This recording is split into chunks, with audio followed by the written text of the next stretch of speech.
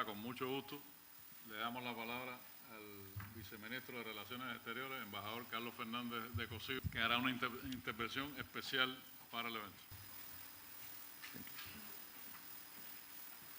Buenos días.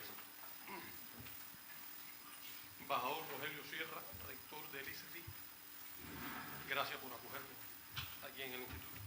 Doctor en Ciencias José Ramón Cabañas, embajador, director del CIPI, estimados amigos y participantes. A nombre del Ministerio de Relaciones Exteriores, deseo agradecer que se nos invite nuevamente a este evento y que se nos permita escuchar y aprender de las deliberaciones que tienen lugar aquí, en un escenario que se ha ganado una autoridad como foro de discusión académica e intelectual sobre las relaciones entre Cuba y los Estados Unidos. Y agradezco también que se nos dé la oportunidad de compartir algunos puntos de vista desde el Ministerio de Relaciones Exteriores, específicamente de la Dirección General de Estados Unidos. El tema que se seleccionó este año, que seleccionaron ustedes para el escenario, es las relaciones Estados Unidos-Cuba en un nuevo escenario global. Yo me propongo compartir nuestra visión con respecto al escenario bilateral en este año que concluye. El escenario global ha cambiado ciertamente, creo que no hay duda sobre eso. El conflicto en Europa ha planteado un nuevo desafío para la comunidad internacional y parecen tomar fuerzas, por otro lado, las tendencias de pretender dividir al mundo en dos, algo sobre lo que Cuba advirtió hace pocos años. En nuestra región se han producido cambios políticos importantes, los que asumimos con entusiasmo, diría yo, mientras continuamos observando la tendencia, yo diría la tendencia persistente a desestabilizar a gobiernos legítimos con la participación de la OEA. Ahora, el escenario que no ha sufrido o no ha experimentado un cambio perceptible es el que caracteriza las relaciones entre Cuba y los Estados Unidos. Nosotros, por supuesto, reconocemos que se han dado pasos bilaterales este año, que ambos gobiernos hemos dado pasos en esa dirección. No se trata de gestos unilaterales ni de acciones unilaterales de una de las partes. Y me voy a referir a algunas de esas acciones o esos pasos que han ocurrido este año. Primero voy a referir a la esfera migratoria, a la cooperación migratoria. Y es natural que sea un área que tenga peso. En primer lugar, en virtud de que existen acuerdos bilaterales desde hace varias décadas. Pero acuerdos, por supuesto, que requieren examen, actualización, revisión de la implementación. Cuando digo revisión no digo cambiarlo, yo digo examinarlos y tener discusiones bilaterales con motivo de esos acuerdos. La palabra no es revising, es reviewing. Sí, porque se usa para las dos cosas. Pero más importante que eso es el hecho de que existe un fenómeno migratorio irregular que afecta a ambos países. Y esto requiere diálogo, requiere comunicación y requiere cooperación.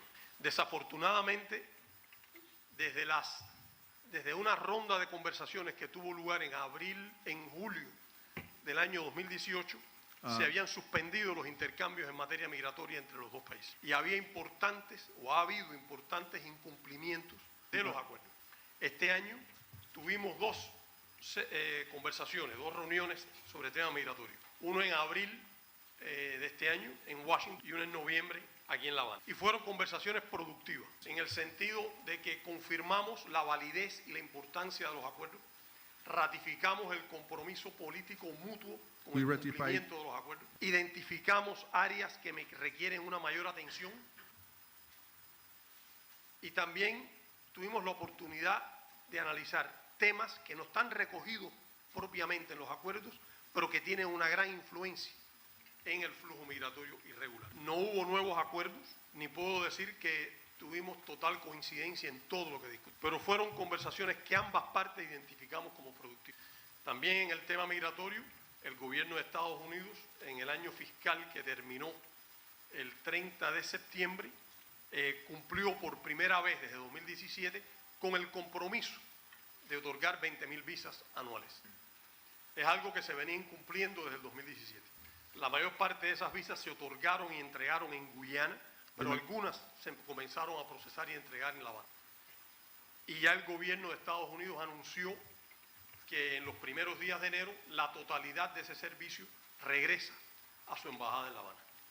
También en materia migratoria hemos tenido intercambios de expertos sobre documentación falsa, por ejemplo, y también ha habido intercambios operativos entre las tropas guardafronteras y el servicio de guardacosta de los Estados Unidos. En lo que ha sido un año particularmente difícil en términos de las salidas irregulares por mar, se ha mantenido la cooperación entre ambos servicios para la intercepción en alta mar y el retorno a Cuba de los que son interceptados.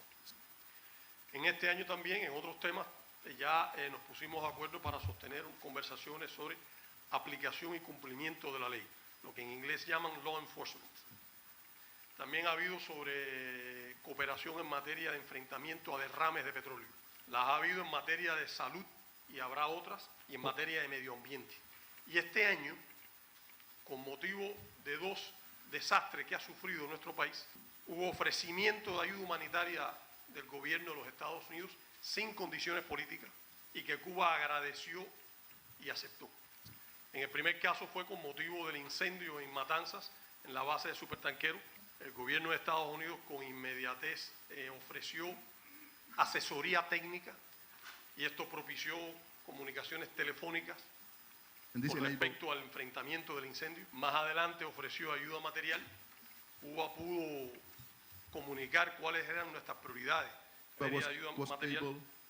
Y el gobierno de Estados Unidos finalmente ofreció 100 trajes con equipamiento de protección para bomberos, que entiendo que esta semana es posible, o la próxima, ya se entregue a las autoridades cubanas para que puedan tener los bomberos cubanos. Con motivo del huracán Ian en la provincia de Pinar del Río, el gobierno de Estados Unidos también ofreció ayuda material por un valor de $2 millones para la reparación de techos y casas, y tenemos entendido que en el mes de enero ya comenzará a llegar esa ayuda material.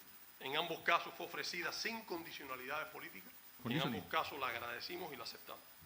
También ha habido en este año un mayor grado de interlocución entre el gobierno, el Departamento de Estado, el Ministerio de Relaciones Exteriores y con otras agencias de gobierno. Todos estos son pasos mutuos de carácter bilateral que son de cierta importancia y que no pueden desconocerse. Pero también hay hechos en la dirección contraria. Por ejemplo, ¿cómo explicar la reciente designación de Cuba como un país de especial preocupación en materia de libertad religiosa? Es una designación hecha sin fundamento real alguno, con algunos argumentos que son deshonestos, lo que no es inusual. Y uno se pregunta, ¿a quién desean complacer? Ya no se puede decir, como nos alegan a veces, que se trata de las presiones políticas en un año electoral, puesto que las elecciones pasaron. Ya se demostró que pretender competir con los republicanos en la agresividad a Cuba no le ganó a los demócratas ni un voto en Florida. Es una acción que uno no se explica qué motivación política tiene. Por supuesto, esto lo decimos en el MINREX. Posiblemente los académicos aquí sepan y lo dirán en estos días. En el mes de mayo, el presidente de Estados Unidos anunció, el gobierno anunció un grupo de medidas. Se anunciaron con lo que en Estados Unidos llaman mucho hype, mucha fanfarria, diríamos. Y conviene detenernos en las medidas anunciadas, al menos como las percibimos aquí en Cuba.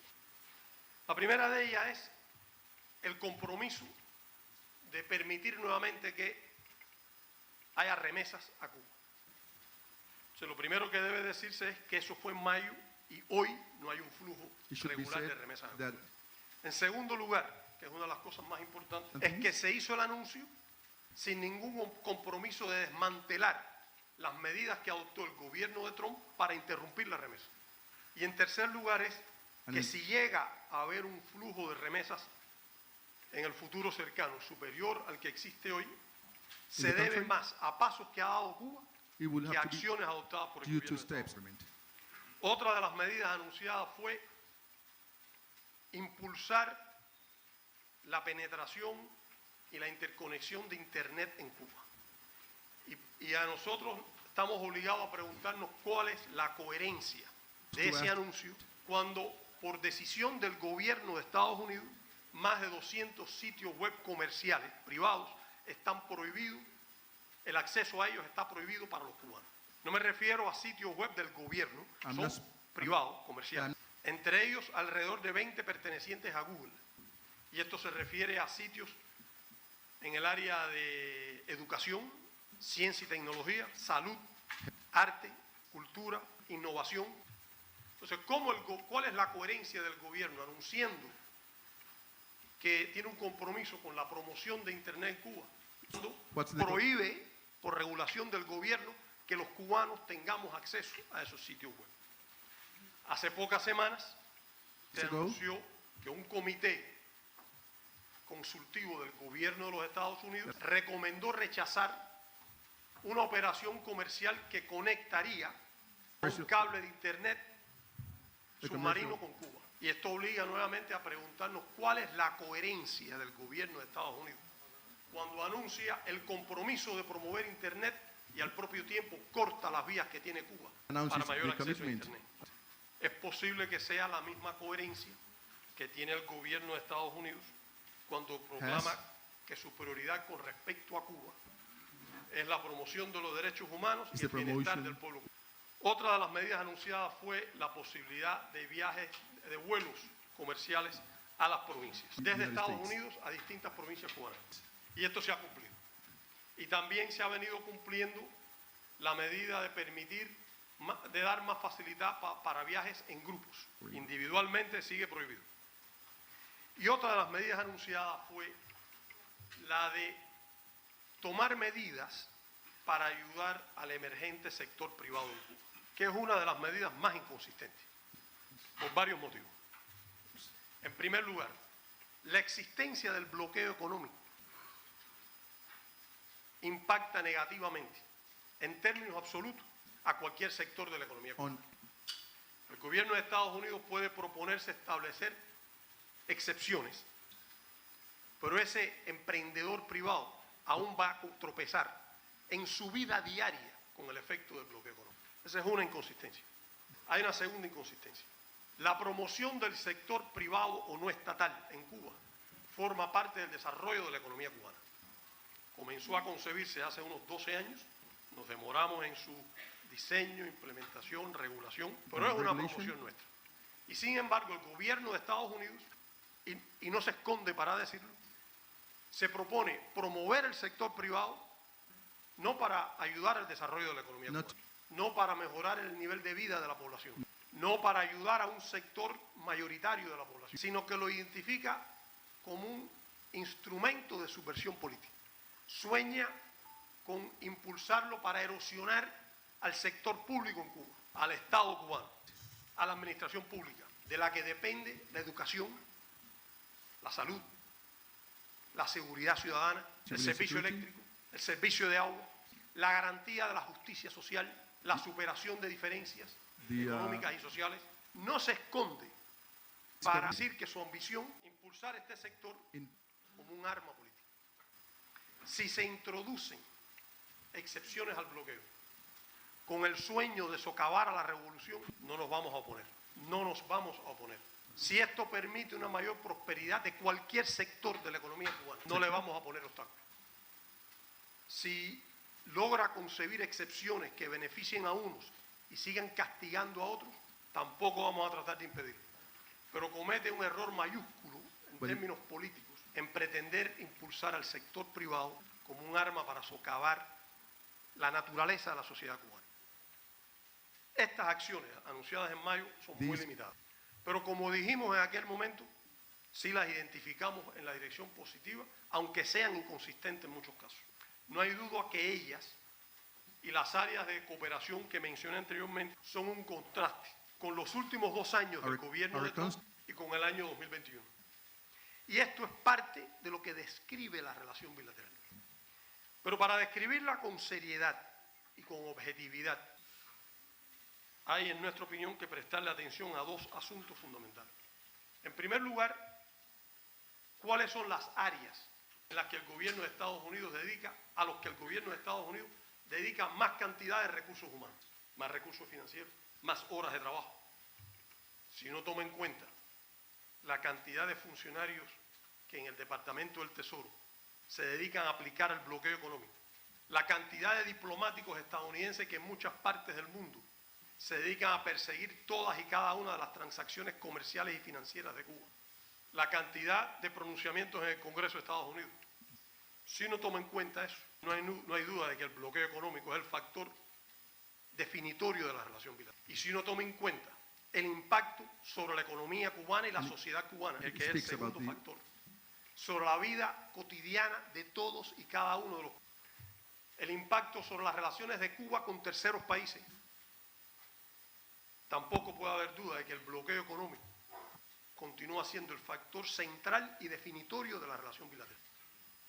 Secundado, tomando en cuenta estos factores, por la subversión política, a la que dedican cada año decenas de millones de dólares, cada año, del contribuyente estadounidense. Supuestamente el presupuesto de un gobierno refleja las prioridades del gobierno. Sobre la base de ese análisis, de la aplicación del bloqueo y de su impacto hoy, se puede decir con suficiente confianza que el actual gobierno de los Estados Unidos, el actual, el de Joseph Biden, es el que con más agresividad y eficacia ha aplicado el bloqueo de todos los que ha conocido la Revolución Cubana. Es el que más castiga, el que más perjudica a la vida cotidiana del cubano y a la economía en su conjunto. Y aquí incluyo a todas las administraciones de Eisenhower para acá. Eso es lo que caracteriza hoy el gobierno de los Estados Unidos y su política actual hacia Cuba. Insisto, el que con más agresividad y eficacia aplique el bloqueo económico. Algunos lo asumirán como un mérito histórico, puesto que en la práctica está aplicando con absoluta y sorprendente lealtad no solo el bloqueo como existía antes, sino la política de máxima presión económica que fue diseñada por su predecesor Donald Trump. Uno tiene razón para preguntarse qué pudo haber hecho o qué puede hacer el presidente de los Estados Unidos para cumplir no solo con lo que prometió a sus electores en el año 2020, pero para cumplir con su declarada prioridad de promover los derechos humanos y preocuparse por el bienestar del pueblo cubano. El presidente, desde que asumió la Casa Blanca, pudo haber sacado a Cuba de la lista de estados patrocinadores del terrorismo. En el momento en que él se inauguró, esa medida ni siquiera había tomado efecto aún, puesto que no habían transcurrido los días que define la ley. Tan pronto la anunció el gobierno de Trump, hubo inmediatamente una carta de varios congresistas prominentes de Estados Unidos, demócratas, cuestionando la decisión. El gobierno de Estados Unidos conoce el impacto que esta medida tiene. No se puede alegar que lo ignore. A las pocas semanas de la designación, ustedes me ayudarán aquí, creo que fueron 36, 21 bancos e instituciones financieras. 45 bancos e instituciones financieras que tenían una vieja relación con Cuba, cortaron el vínculo con nuestro país. Eso tiene impacto en nuestro comercio, en nuestras posibilidades de obtener crédito, en las vías para realizar pagos. Es un impacto demoledor. Y todavía Cuba hoy, virtud de la presencia en esa lista, tropieza con instituciones o a organizaciones comerciales y financieras que rehúsan interactuar con Cuba por temor a las represalias del gobierno de Estados Unidos. El gobierno de Estados Unidos conoce que los argumentos utilizados fueron deshonestos. El principal argumento fue incluso ya denunciado por el gobierno de Colombia, el actual gobierno de Colombia. Pero eso no parece conmover a un gobierno cuya prioridad aparentemente es el bienestar del pueblo cubano. La lista a la que Cuba sí pertenece es la lista de países víctimas del terrorismo de Estados Unidos, que no es una lista corta, por cierto. El presidente de los Estados Unidos pudo también haber suspendido la posibilidad de que se tome acción en tribunales de Estados Unidos ante demandas que se presenten en virtud del título 3 de la ley Helmholtz. Algo que tiene un impacto disuasivo en los propósitos de nuestro desarrollo de atraer capital extranjero. Este gobierno pudo haber cesado la práctica de presionar a gobiernos de África, de Asia y de América Latina para que rehúsen la cooperación médica que presta Cuba.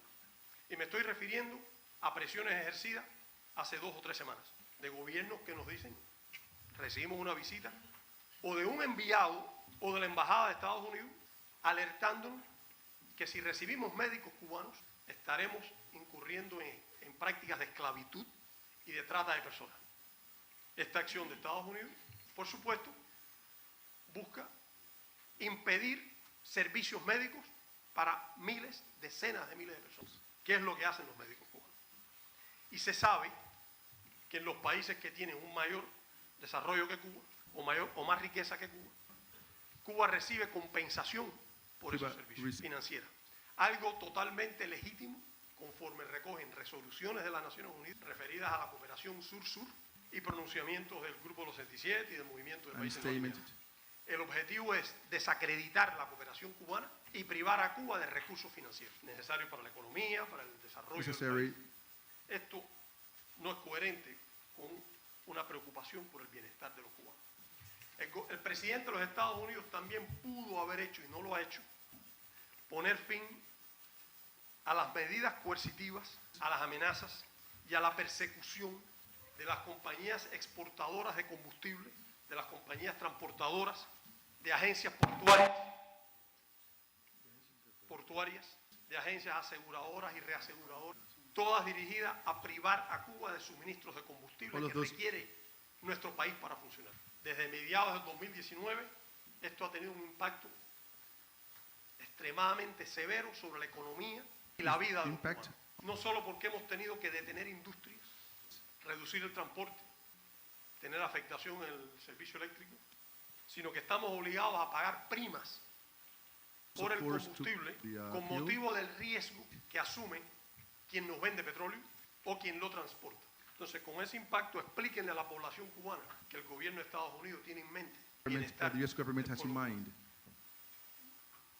El gobierno de Estados Unidos pudo abolir una lista absolutamente arbitraria de entidades restringidas, formada con argumentos deshonestos y con total superficialidad. En algunos casos se tomó a TripAdvisor y vieron los lugares más populares para los visitantes de Estados Unidos y lo pusieron en la lista. Por tanto, algunos de los aquí presentes tienen prohibido ir al Museo del Ron. No sé si toman, pero todas estas medidas van dirigidas a cortar las fuentes de ingresos de la economía cubana. Así se diseñaron por el gobierno predecesor y así se aplican, para privarnos de fuentes de energía, de acceso a tecnología y para privarnos de atracción de capital que requiere el desarrollo del país. Todas llevan la huella digital de Donald Trump y su gobierno. Todas se establecieron con argumentos deshonestos que el gobierno actual ya ni siquiera se toma el trabajo de desmentir. Nosotros sabemos que al gobierno de Estados Unidos y a algunos estadounidenses no les gusta que se hable del bloqueo económico. Algunos lo presentan como algo de mal gusto, que hablemos de esto, o algo pasado de moda, o algo anacrónico, o algo que no contribuye al diálogo. Pero quien vive aquí, ¿cómo no va a hablar de bloqueo económico? Y quien se ocupa de trabajar todos los días en la promoción de las relaciones con Estados Unidos, ¿cómo no va a hablar de bloqueo económico? Los funcionarios que todas las semanas tienen que decidir cómo designar los escasos recursos que tiene la economía para resolver las necesidades de la población, ¿cómo no van a hablar de bloqueo y pensar en él constantemente? Nosotros sabemos que en Estados Unidos es común que los racistas no quieran hablar de racismo. Ya hay, creo que hasta proyectos de legislación contra la educación sobre el racismo. Los que aplican el bloqueo no quieren que se hable del bloqueo, que tiene impacto en todo, en el servicio eléctrico, en la disponibilidad de medicamentos y de material para los servicios médicos, en la capacidad de obtener insumos para la producción de alimentos, en el transporte, en la producción, incluyendo la producción de materiales de construcción. Y el gobierno de Estados Unidos no puede alegar que desconoce ese impacto y que su conducta influye en ese impacto. Desde hace meses se está promoviendo la narrativa de que le corresponde a Cuba ofrecer gestos, que se han dado pasos por el gobierno de Biden que no han sido correspondidos, como si Cuba estuviera en deuda, cuando se sabe que no hay acción alguna tomada por el gobierno cubano contra el gobierno de Estados Unidos, contra ninguna organización estadounidense, contra ningún individuo estadounidense, contra el bienestar de nadie en los Estados Unidos, Sin embargo, esta narrativa persiste y nos envían mensajeros con esta idea. El deplorable estado actual de las relaciones bilaterales no es responsabilidad de Cuba. Cuba no ha faltado ni a uno de los compromisos que asumió en el 2015 y en el 2016. El gobierno de los Estados Unidos los ha destrozado. La realidad de hoy es fruto de un diseño que se concibió con total franqueza por el gobierno de Donald Trump, quien al menos tuvo la honestidad de proclamar lo que se proponía hacer. Nuestro gobierno ha dicho y reiterado con suficiente claridad que tenemos la disposición de avanzar hacia una relación respetuosa y constructiva con los Estados Unidos. Esa es la posición de Cuba y la puede verificar cualquiera que se detenga a seguir los pronunciamientos de nuestro gobierno o que se detenga a verificar las acciones del gobierno cubano, incluso a pesar de la natural desconfianza que pueda generar la conducta de Estados Unidos en los últimos 5 años. No existe argumento real para poner en duda esa disposición de Cuba. En la práctica lo hemos estado demostrando con los pasos que se han dado este año. De lo que tampoco, por supuesto, puede haber duda alguna, es que enfocamos ese avance sobre la base de un absoluto respeto a nuestra soberanía. No puede pretender el gobierno de Estados Unidos tratar a Cuba como si fuera parte de su territorio, o a tratar a Cuba como si fuera un dominio colonial, o tratar a Cuba como si fuera un adversario derrotado en una guerra. Dentro del territorio de Estados Unidos hay estados, voy a poner el ejemplo, el estado de Mississippi, donde la pobreza alcanza 20%, donde hay desnutrición a un nivel de 15% de la población, donde hay prácticas de privación a las personas en el derecho a votar. Nadie se imagina en Estados Unidos, en virtud de esa realidad, el gobierno federal decida aplicar un sistema de medidas coercitivas contra la población del estado de Mississippi y le corte la electricidad, las relaciones financieras con el resto de la Unión Americana, le prohíba comerciar y prohíba al resto de los estadounidenses viajar ahí. Pero aún si lo hiciera, Mississippi está dentro de Estados Unidos, dentro de las prerrogativas soberanas del gobierno federal. Por mucho que disguste Cuba, nosotros estamos fuera del territorio de Estados Unidos. Más de la mitad de la población de Puerto Rico se dice que está abandonando el país, que la economía de esa hermana o ese pueblo hermano latinoamericano está quebrada. Si Estados Unidos le aplica un bloqueo económico sería un crimen. Y Puerto Rico es una posesión colonial de Estados Unidos. Si Estados Unidos hubiera aplicado un bloqueo económico contra la población alemana después de la Segunda Guerra Mundial, se hubiera interpretado como un crimen, que era un adversario derrotado en la guerra. Cuba no es ninguna de las tres cosas. Ni está dentro de Estados Unidos, no es una colonia de Estados Unidos y no es un adversario que Estados Unidos haya derrotado. Esta política no tiene explicación moral, legal y por supuesto política. Nosotros estamos convencidos de que el avance es beneficioso para ambos países y para ambos pueblos. Estamos convencidos de que es necesario. Estamos convencidos además de que sería bienvenido por las naciones de las Américas. Y además estamos convencidos de que es posible. Requiere, por supuesto, voluntad y valentía política, como existieron hace pocos años. Esas condiciones no parecen existir hoy en Estados Unidos. La apuesta, como señala el presidente Díaz-Canel, sigue siendo asfixiar la economía cubana y tratar por esa vía de provocar el colapso social y una crisis política en nuestro país.